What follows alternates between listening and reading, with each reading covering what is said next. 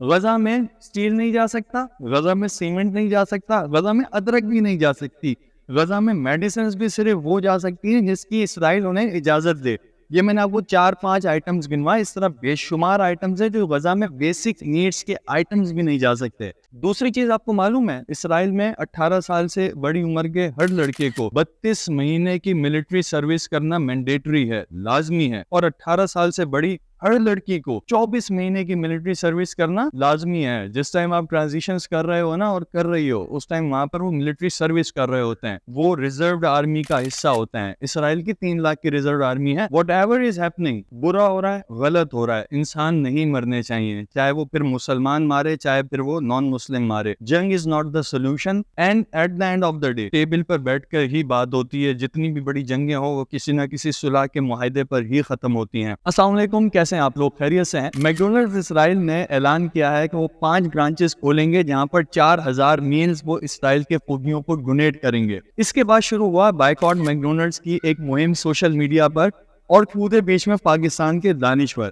انہوں نے کہا بائیکاٹ، پاگل ہو گئے ہو کیا؟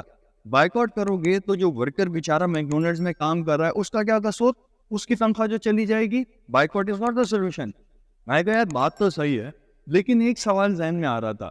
پاکستان میں جب کسی پر ہراسمنٹ کا الزام لگتا ہے اس ٹائم ہم کہتے ہیں جی اس کا بائیکاٹ کرو، چلو ہی از a best, he is a monster, اس کے ساتھ کام نہیں کیا جا سکتا، women do not feel safe around ہم۔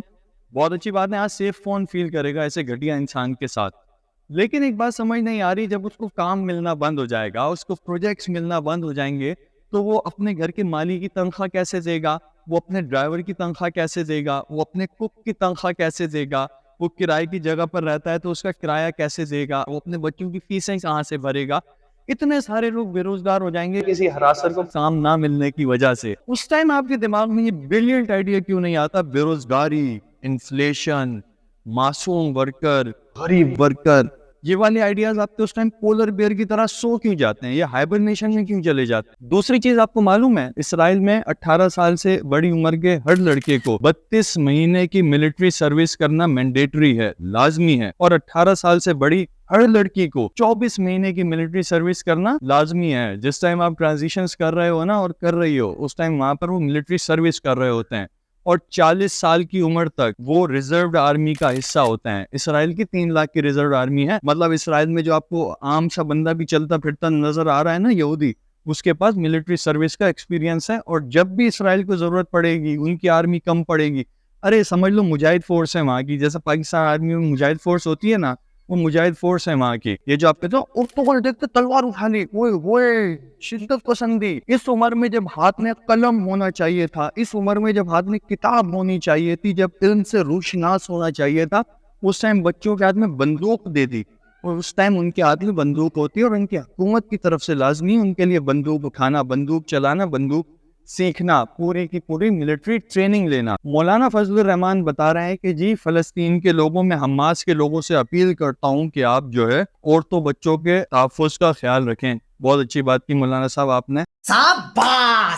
میاں خلیفہ نے سپورٹ کیا تھا فلسطین کو، میاں خلیفہ پھر ایسی تھوڑی ہمارے دلوں پر راج کرتی۔ اس کے علاوہ آپ کو 1-2 چیزیں اور معلوم ہیں، غزہ کے لوگ اسرائیل بھی نہیں آ سکتے اور غزہ سے باہر بھی نہیں جا سکتے اسرائیل کی اجازت کے بغیر۔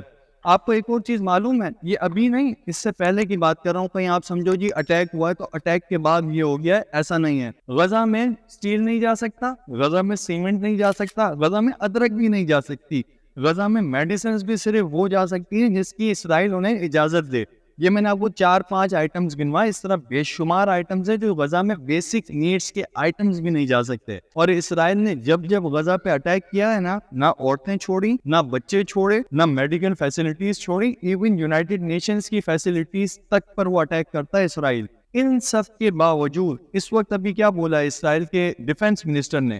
بولا ہے کہ جی حماس والے انسان نما جانور ہیں اور ہم ان کو ویسے ہی ٹریٹ کریں گے جیسا جانور کو ٹریٹ کیا جاتا ہے۔ اس کے علاوہ دوسری سائڈ پر اسرائیل کے جو اخبار ہیں لبرل اخبار وہ یہ کہہ رہے ہیں کہ نیتن یاہو کی جو سخت پالیسیز اور غلط پالیسیز تھی نا انہوں نے حماس کو جواز فراہم کیا ہے اس طرح کے اٹیک کا. لیکن یہاں پر اسرائیل کے خلاف کچھ بولو نا تو پاکستان کے دانشور ایک ہی جملہ بولتے ہیں, تمہیں ٹیکس سے کیا پرابلم ہے؟ اس وقت غزہ کا اسرائیل نے الیکٹریسٹی, فوڈ, واٹر وغیرہ سب بند کر دیا ہے. 22 لاکھ لوگ ٹریپ ہو چکے ہیں اس وقت غزہ میں.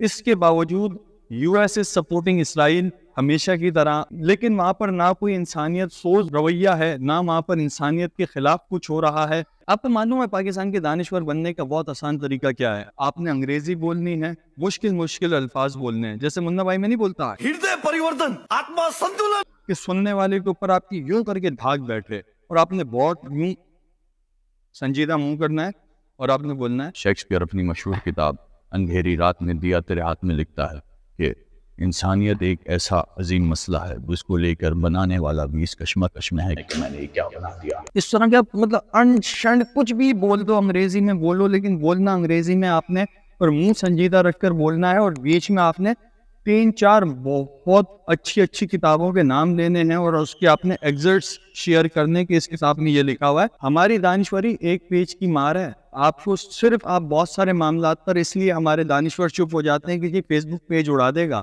آپ کا تو دعویٰ ہے نا یار یہ فریڈم آف اسپیچ کو پروموٹ کرتے ہیں انگریز. ہم مسلمان یہ جاہل ہیں, ہماری حکومت ہی جاہل ہے, ہماری فوج ہے جو ہمیں کوئی بھی حق بات بولنے نہیں دیتی. تو بولو نا اس پلیٹ فارم پہ, لیکن آپ کو ڈر ہے آپ کا پیج اڑا دیں گے. آپ ایک پیج کی مار ہو, آپ صرف اس لیے چپ ہو کہ آپ کا یوں کر کے آپ کے غبارے میں سے ہوا نکالے گا زکی. آپ صرف سچ اس ٹائم بولتے ہو جب سچ بولنا سیف ہو. سو مائی ڈیئر پاکستانیز, آپ کوئی بھی سائڈ کو سپورٹ کرو, آپ اسرائیل کو سپورٹ کرو, پیلسٹین کو سپورٹ کرو, دیٹس یور چوائس, لیکن خود سے پڑھ کے خود سے ریسرچ کر کے سپورٹ کرو. کسی کے کہنے پر, کسی کے بتانے پر سپورٹ مت کرو. اٹس یور چوائس آپ نے کس کو سپورٹ کرنا ہے. جسٹ بیکاز کسی بندے نے آپ کو انگریزی میں سمجھایا ہے, اٹ ڈز ناٹ میٹر کہ وہ بات صحیح بھی ہو یا ہوتا ہے, چاہے وہ انگریزی بولے چاہے اردو بولے. واٹ ایور از ہیپننگ, برا ہو رہا ہے, غلط ہو رہا ہے, انسان نہیں مرنے چاہیے, چاہے وہ پھر مسلمان مارے چاہے پھر وہ نان مسلم مارے. جنگ is not the solution, and at the end of the day table پر بیٹھ کر ہی بات ہوتی ہے. جتنی بھی بڑی جنگیں ہو وہ کسی نہ کسی صلح کے معاہدے پر ہی ختم ہوتی ہیں. لیکن جب جنگ یا تو کریں مت, لیکن جب جنگ لازمی ہو جائے تو اس کو ڈیلے کرنا, اس کو پوسٹ پون کرنا, اس کو اوائڈ کرنا بھی بیوقوفی ہے, جہالت ہے. Think about it.